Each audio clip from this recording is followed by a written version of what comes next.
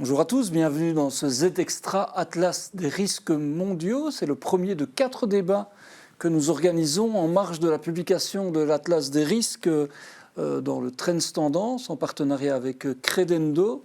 Pour ce premier débat, on va parler d'un dossier un peu chaud. C'est les risques qui pèsent sur les voies maritimes, les voies d'approvisionnement de manière plus générale. On parlera évidemment du canal de Suez et des outils qui sont devenus des acteurs majeurs de la scène internationale alors que personne ne les connaissait. Mais évidemment, surtout les risques que ça fait peser sur les entreprises, les fournisseurs et les voies d'approvisionnement. Pour ça, on reçoit Karine Dezen, qui est Deputy General Manager chez Credendo. Vous êtes un assureur crédit, vous nous expliquerez le rôle que vous pouvez jouer. Et Ashley Deteux, qui est directrice de ECDC Logistics. Donc vous êtes conseil expert douanier, mais au-delà de ça, vous conseillez les entreprises dans ces enjeux majeurs. Pour commencer, peut-être, Karine Dezen, quand on parle de risques liés aux voies maritimes de manière précise, peut-être de manière plus large sur la manière dont les entreprises s'approvisionnent, quelle est la nature de ce risque? Comment on peut le décrire aujourd'hui? Est-ce qu'il est plus important qu'il n'a jamais été? Le risque est certainement plus important aujourd'hui qu'il ne l'était il y a 20, 30 ou 40 ans. Aujourd'hui, une entreprise qui se lance dans l'exportation ou même tout simplement dans la production doit d'abord s'interroger sur ses fournisseurs. Où sont mes fournisseurs? Sont-ils dans des endroits qui sont dangereux, qui risquent d'avoir des problèmes?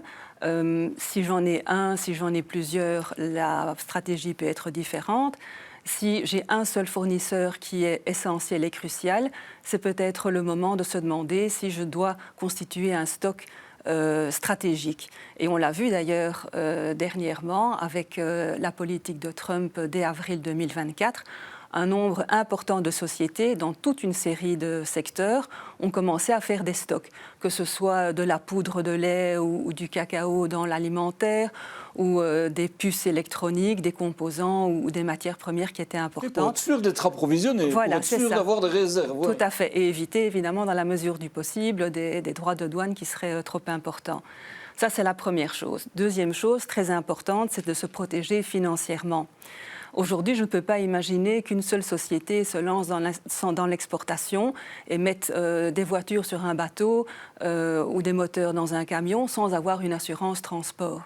Et je dirais même que je n'imagine pas qu'une banque accepte de financer une ligne de production s'il n'y a pas une assurance transport derrière.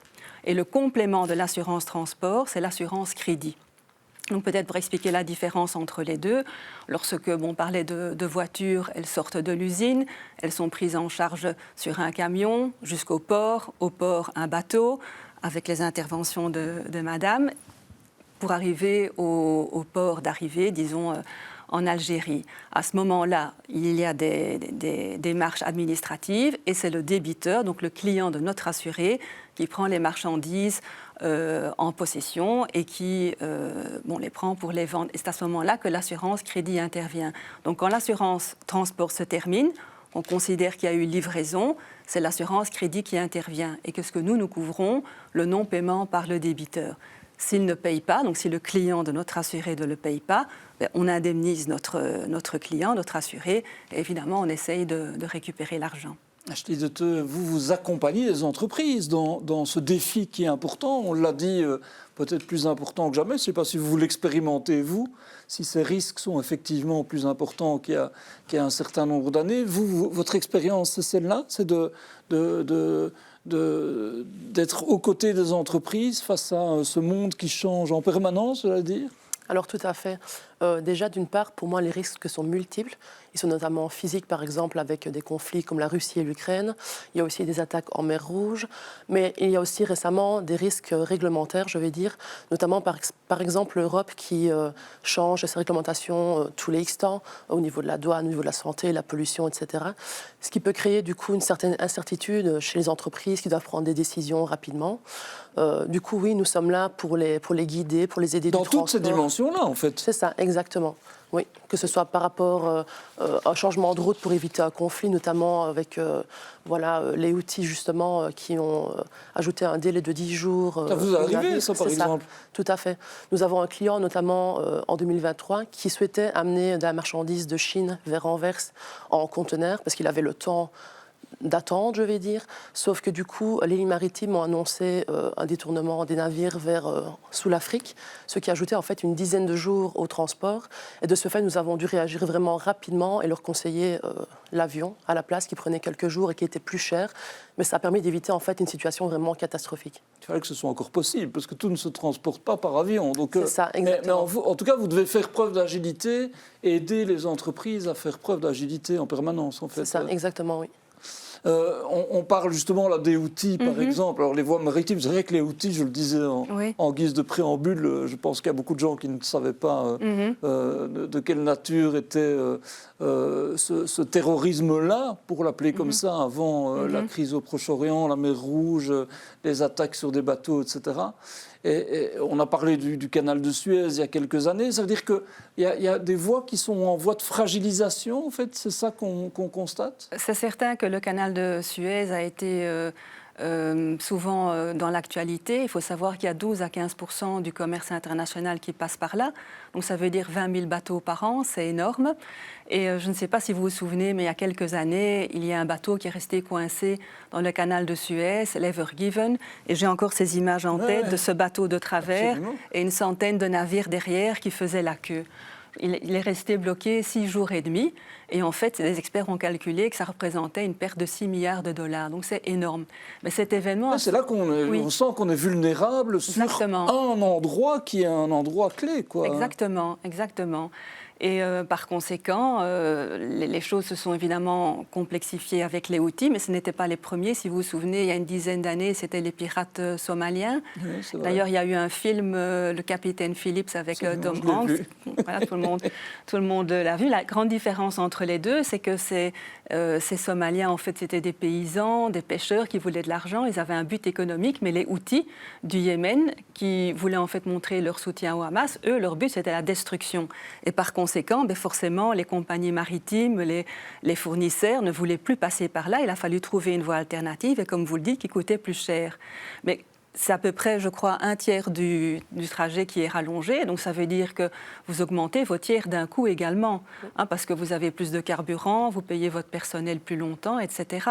Donc c'est une conséquence importante. Et d'ailleurs, une étude du FMI a montré que ce genre de rallongement allait aussi avoir un effet sur l'inflation. Donc finalement, ultimement, parce que ces hausses des prix, ces hausses de coûts, je peux imaginer que le fournisseur, l'acheteur et le vendeur vont en supporter une partie eux-mêmes, mais ultimement, c'est vous et moi, quand vous s'achèterez des chaussures, quand vous allumez la lumière, quand vous prenez votre voiture le matin, donc le coût se reflète forcément dans le coût de consommation. Et Karine Dessay, une petite précision importante, c'est que le trafic maritime, ça représente l'immense majorité du trafic, c'est ça? Parce que quasi 50%. Peut-être pour nos téléspectateurs, c'est important d'avoir cette dimension-là. Absolument, à peu près 40% du trafic se fait sur les bateaux, et je crois les avions, c'est à peu près 20%, pour donner une différence. Bon, on ne transporte pas ce qu'on transporte en bateau.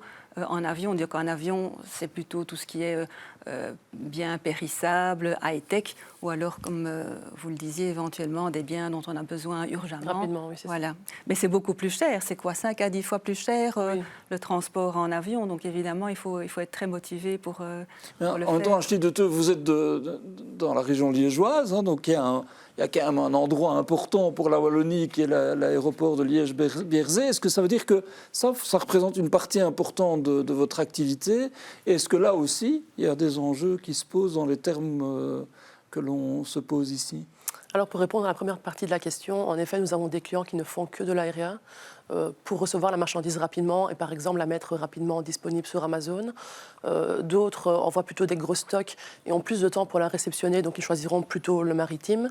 Et ensuite, à Liège, nous pouvons aussi être impactés par certains risques, comme par exemple les drones récemment qui ont survolé les aéroports européens. ou aussi d'autres conflits qui vont dévier certaines routes aériennes, etc. Mais Liège est vraiment un aéroport un peu unique en son genre. On fait notamment du périssable, des chevaux, des fleurs et beaucoup d'e-commerce. Et la chance de Liège aussi, c'est que tout autour, il y a une espèce d'écosystème vraiment d'agents très expérimentés, très fluides, qui permettent finalement aux clients de naviguer un peu entre toutes ces différentes situations et de trouver avec eux des solutions. Il y a une souplesse qui est là, inhérente au lieu, en fait, sans doute que... Et ça veut dire quoi, de votre expérience, c'est une souplesse qui se crée de plus en plus. On a de plus en plus des solutions de réserve. Vous-même, dans vos conseils aux entreprises, vous êtes en permanence en train de jongler entre des conseils que vous pouvez leur donner? En fait, je pense qu'à l'heure d'aujourd'hui, on ne peut pas rester dans un cadre strict et se fier seulement à une route, une ligne maritime, etc. Je pense qu'il faut toujours avoir en tête une solution B. Parce qu'en fait, le client ne peut pas finalement rester sans marchandises. Tout le monde peut envoyer, mais le vrai risque et le vrai métier, finalement, c'est de faire arriver à destination avec les assurances nécessaires, avec finalement le résultat escompté, quoi. Et les droits de douane aussi. Donc, par exemple, le fait que les tarifs ont changé régulièrement ces derniers temps, il y a des moments où ça ne savait même plus très bien où on en était. Dans ce qui est, ça veut dire que ça, vous devez monitorer en permanence et adapter aussi. Du coup, chez ECDC, ce qu'on a mis en place, nous, c'est une veille constante des tensions géopolitiques, des réglementations douanières, etc. Donc, on a des équipes qui, en fait, tous les jours, lisent les nouvelles, se renseignent, etc. Et notamment, une situation qu'on a pu connaître, je suppose comme madame, c'est lors des envois récents vers les USA. On devait, en fait, surveiller tous les jours les décisions de Trump pour voir, en fait, comment agir, quand envoyer, ce qu'on pouvait envoyer, etc. Et résultat, certains anticiper clients... parfois, par exemple. Certains clients, du coup, ont envoyé du stock en avance et d'autres ont préféré se rétracter et attendre. Karine Dessène, est-ce que vous avez l'impression du coup qu'on est effectivement dans un moment, c'est intéressant de dire, voilà, nous on met en place une veille parce que ça bouge tout le temps et c'est vrai que parfois on est un peu perdu. De votre côté, est-ce que ça c'est aussi dans le risque et ce qu'il représente, une nouveauté, j'allais dire? Une nouveauté, je ne dirais pas. Disons que l'acuité, elle est particulière. Ouais. Nous, le risque pays, c'est notre métier. Donc, on a une équipe de spécialistes qui, en permanence, monitore l'ensemble des pays. On a d'ailleurs une classification des pays de 1 à 7. En 1, vous avez globalement les pays européens, l'OCDE, et en 7, ce sont les pays off-cover. Donc, on a arrêté, ça ne sera une surprise pour personne, la Russie... Et la liste évolue en permanence? La liste évolue en permanence. Bon, certains y sont depuis longtemps, du style Cuba ou le Venezuela, mais voilà, c'est effectivement une liste qui évolue, et je me souviens très très bien lorsque la Russie a envahi l'Ukraine en février 2022, c'était vraiment en un instant, en un week-end, on a été off-cover, et donc là, du jour au lendemain, on n'entrait plus, on ne sortait plus. Et forcément, tous ceux qui avaient besoin de matières premières qui venaient d'Ukraine ont forcément dû trouver une voie alternative. Le Yémen et les Houthis, j'imagine qu'aussi, à un moment, en tout cas, on évalue ce que ça peut représenter. Ouais. Et du coup, on prend une autre route qui est plus longue, comme on l'a dit, mais il y a d'autres endroits qui sont aussi... disons, dangereux, notamment le détroit d'Ormuz, qui est aussi régulièrement dans l'actualité. En fait, c'est un bras de 39 km qui ouvre la voie vers les pays pétroliers, l'Arabie saoudite en tête. Et peut-être, vous souvenez-vous que l'Iran menace très régulièrement de fermer ce détroit. Absolument. La dernière fois, je crois que c'était en juin 2025. Quand il y a eu les attaques américaines. Exactement. Ouais. Ils menacent depuis très très longtemps, et je crois qu'ils ont commencé dans les années 70 à faire leurs menaces. Mais pour eux, ce serait facile à faire, parce qu'en fait, ils sont tout proches, donc ils ont un accès naturel, ils ont des installations militaires le long, donc ils pourraient très facilement bloquer, fermer ce détroit. Alors, ils se rendent bien compte que ce serait énorme comme décision, parce que l'impact sur le cours du pétrole serait immédiat. Donc, ils n'ont pas osé franchir le pas, sans doute sentant que leurs alliés, en particulier les Chinois, ne seraient pas contents de voir ce détroit se fermer, mais ça n'empêche que c'est un risque dont on doit tenir compte. Vous avez dit on doit être souple, on monitore la situation, etc. Est-ce que votre rôle, c'est aussi de sécuriser au maximum les situations à tous les niveaux, et j'imagine que les entreprises attendent ça de vous. Comment vous agissez alors? En fait, nous déjà, premièrement, on se base sur notre expérience, puisqu'on a 10 ans d'existence. ECDC a notamment été nommé pionnier investisseur pour avoir ouvert les portes du marché chinois à l'Europe.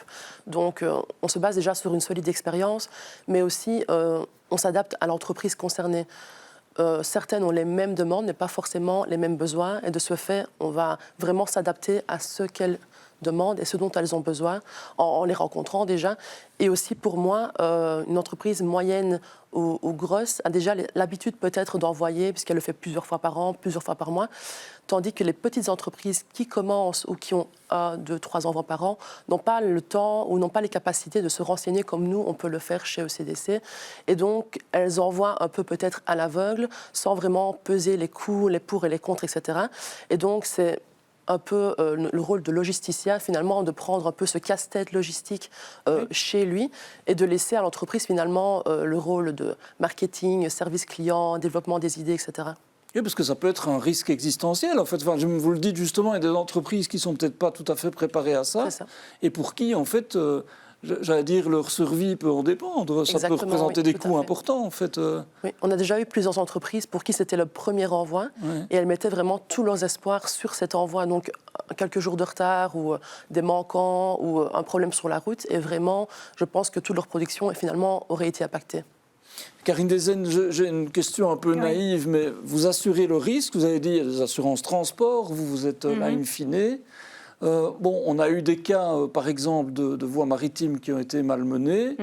Il y a eu des cas où, par exemple, on jetait le matériel par-dessus bord. Enfin, on s'est retrouvé avec des containers dans l'eau. Est-ce que ça veut dire que ces gens-là, ils perdent tout, potentiellement? Est-ce qu'il y a une assurance pour ce risque-là? C'est l'assurance transport qui doit intervenir. Pour ça, disons, tous les problèmes qui arrivent pendant le transport, que ce soit un accident ou un vol, ou des conditions météo compliquées, etc., enfin des dégâts, c'est l'assurance transport qui intervient. Intégralement? Oui, théoriquement, si la personne a une bonne assurance et elle est bien couverte, oui, elle doit théoriquement être indemnisée par son assurance transport. Et vous, c'est si on ne paye pas, c'est ça? Et nous, c'est si le débiteur, en fait, il n'a pas encore les biens quand ils sont sur le bateau. Donc, une fois que le débiteur a les biens, donc nous, on considère qu'il y a livraison. Et c'est pour nous le début du risque, le moment de la livraison. Je comprends. Et donc, à ce moment-là, le débiteur, en général, il a 6 mois pour payer parce que les délais de crédit sont assez longs. Lorsque vous livrez en Afrique ou dans des pays, disons, hors Europe, les délais sont parfois très longs, donc il a le temps de payer. Si, à la fin de ces termes de crédit, il n'a pas payé, c'est nous qui indemnisons. Évidemment, on essaye de récupérer l'argent, de préférence en collaboration avec notre assuré. Il faut reconnaître que dans de nombreux cas, en fait, le débiteur n'est pas forcément de mauvaise volonté, il a des problèmes financiers, donc en général, on essaye de négocier un rééchelonnement selon ses possibilités. Et ce risque-là, il est plus important aussi aujourd'hui ou pas forcément? Enfin, est-ce que vous sentez une fragilité peut-être liée au contexte général dont on parle, hein? On a certainement plus de dossiers aujourd'hui qu'il y a 10 ans, ça c'est clair. On a eu des pics réguliers, évidemment la Russie et l'Ukraine, ça a été pour nous vraiment énorme parce qu'on avait des très très grosses expositions sur la Russie. Surtout dans le secteur pharmaceutique. Donc là, on l'a immédiatement vu. Finalement, ça ne s'est pas trop mal terminé parce qu'on couvrait via notre société sœur dans le secteur médical. Donc c'était des biens importants qui étaient payés. Mais sinon, c'est un fait qu'on a une augmentation des dossiers aussi parfois liés à des retards dans le transport. Comme vous disiez, ça arrive de plus en plus fréquemment. Il y a pas mal de ports qui sont congestionnés dans le monde également. Donc ça veut dire que parfois le bateau est là, mais il met 3 semaines à pouvoir accoster et délivrer. Donc ça veut dire que le client de notre assuré, il n'a pas les biens, donc il ne peut pas les vendre. C'est arrivé dans certains cas qu'en fait, il n'osait pas, comme vous le dites parfois aussi, attendre ce fameux bien. Donc il le commandait ailleurs. Donc en fait, il se retrouvait avec le double de la livraison. Donc, ce qu'on a dû faire, il y a eu quelques dossiers comme ça, on a dû se mettre autour de la table et discuter pour en fait aménager les délais de paiement. C'est la façon la plus, je vais dire, raisonnable de s'en tirer, c'est d'accorder des délais de paiement. Est-ce que ça veut dire que cette période un peu mouvementée, bon, on l'entend, elle est mouvementée de manière générale, mais c'est vrai qu'on est dans une période peut-être de pic, que pour vous, c'est, j'allais dire, une bonne nouvelle. Vous avez beaucoup de travail, en fait. J'imagine que vos services sont plus indispensables que jamais. Alors actuellement, déjà, on est en peak season pour l'e-commerce, donc en effet, c'est une période où on a plus de travail. Mais je remarque aussi que oui, les entreprises viennent plus facilement vers des experts finalement logistiques pour recevoir des conseils avisés et pour être guidés dans parmi ces différents problèmes et trouver vraiment une solution qui finalement permettra à leurs produits d'arriver chez eux de façon simple et fluide. Oui, parce que le trafic, enfin, on parle beaucoup du trafic maritime, on a parlé de l'aéroport de Liège, on pourrait parler du transport routier qui est aujourd'hui important aussi. Et là aussi, vous avez des expériences sans doute. Tout à fait, oui. Nous avons une flotte de camions chez nous, mais nous utilisons aussi pas mal de sous-traitants. Nous livrons tous les jours des dizaines et dizaines de containers ou de camions complets ou partiels à différentes destinations. J'ai notamment un exemple, nous livrons parfois vers l'Italie. Et en fait, pour aller vers l'Italie, il y a différentes solutions. Tout d'abord, y aller en camion à 100% jusqu'à la destination, ou alors de mettre le camion et le tracteur sur un train. Le train fera la majeure partie du trajet et finalement, le chauffeur n'aura plus qu'à faire les quelques derniers kilomètres. Et du coup, l'empreinte écologique est diminuée, il y a moins de coûts, on évite aussi les péages, etc. Et vous en tenez compte, il peut y avoir aussi, là, je ne sais pas si vous arrivez, mais il y a le tunnel du Mont Blanc qui a été fermé à un moment. Les nœuds, ils sont partout en réalité. Oui. J'imagine plus que jamais aujourd'hui, le transport routier, il est massif aussi. Donc j'imagine tout ça, vous devez l'intégrer dans votre feuille de route en réalité. C'est ça, on doit faire attention aux grèves, aux blocages, aux fermetures, aux contrôles sur la route. Voilà, il y a vraiment toute une panoplie de choses qui peuvent arriver et auxquelles finalement il faut être préparé. Des fois, ce n'est pas toujours possible, mais c'est aussi notre rôle finalement de réagir vite et de trouver une solution en urgence. Et le préjudice pour une entreprise, par exemple, comment ça se gère ? J'imagine que une entreprise doit gérer une situation d'urgence, vous dites retrouver une autre voie, ça a un coût. Comment vous faites face à ça ? Alors nous, on essaye de le faire possiblement au moindre coût. On conseille aussi souvent d'ailleurs à nos clients de prendre des assurances et de faire une liste de tout ce qui pourrait en réalité peut-être arriver, même si ce n'est pas toujours possible, pour qu'ils soient un peu plus préparés aux différentes possibilités, aux différents risques qu'ils pourraient rencontrer en fait. Et par exemple, Credendo, vous n'êtes pas en lien direct Pas en direct, non. Vous pourriez, ou bien vous êtes plutôt le recours pour des entreprises à un moment Nous nous situons plutôt après. Quand les biens sont arrivés, nous prenons le relais. Mais ça n'empêche qu'on a souvent l'occasion de se pencher sur l'ensemble des documents parce que tout ne se passe pas toujours de façon super smooth, je dirais. Et donc parfois, c'est important de comprendre ce qui s'est passé, par où les biens sont passés. Parce que parfois, je crois qu'ils changent plusieurs fois de propriété, surtout dans les bateaux, c'est très compliqué. Donc, vous pourriez avoir recours en fait à l'expertise. À l'expertise, certainement. L'expertise et au vécu, parce que j'imagine que si effectivement on change différentes fois de... Et ça aussi, j'imagine qu'aujourd'hui, plus que jamais, sans doute, je disais, il y a un foisonnement de possibilités aujourd'hui, sans doute que c'est peut-être moi qui idéalise par rapport à avant, mais qu'on doit s'adapter à ce chaos actuel, quoi. Absolument. D'ailleurs, il y a des nouvelles voies qui sont en train de naître d'une certaine manière, poussées un petit peu par le fait que d'autres voies, comme le canal de Suez, devient très compliqué à traverser. Il y a par exemple la route arctique, donc dans le nord, qui en fait était utilisée 3 à 4 mois dans le passé, mais aujourd'hui... Et qui ne pouvait l'être, en fait. Oui, parce que c'était physiquement impossible de passer par là. C'était gelé, quoi. Voilà, c'est ça. Aujourd'hui, avec le réchauffement climatique, bien, ce passage peut être utilisé 6 à 7 mois par an. Alors, ça ne veut pas dire non plus que c'est un passage facile, parce que ça reste quand même un passage où les conditions atmosphériques sont super compliquées, avec des tempêtes polaires, des températures extrêmes, et donc aussi un grand risque d'avarie. Or, il faut savoir que si un bateau est en détresse là, il n'y a pas de poste de secours à proximité. Donc ça veut dire que c'est beaucoup plus dangereux, que les équipages sont nettement moins enthousiastes à l'idée de s'embarquer sur ce genre de bateau, et que donc il y a des primes de risque qui sont plus importantes. Donc cette route est certainement plus courte que la route par le canal de Suez, mais elle est quand même assez onéreuse et dangereuse. Ceci dit, c'est une route qui est déjà utilisée par les Russes, par les Chinois. Il faut aussi dire qu'il y a un impact... C'est-à-dire qu'il y a une route d'avenir, parce que le changement climatique va quand même finalement libérer des espaces où on ne passait pas sans doute. C'est un fait qu'avec le réchauffement climatique, on parle de 2 à 3 degrés d'ici la fin du siècle en fonction des efforts qu'on fera ou qu'on ne fera pas. Mais il ne faut pas non plus négliger l'impact sur l'environnement de ce passage, parce que ces gros bateaux dégagent énormément de CO2. Donc c'est quand même... j'ai lu que le bruit inquiétait aussi les baleines qui nagent dans ces eaux-là. Donc l'impact est énorme. C'est un endroit qui était encore vierge. Exactement. Et qui, voilà, de par ce réchauffement, risque de se polluer également.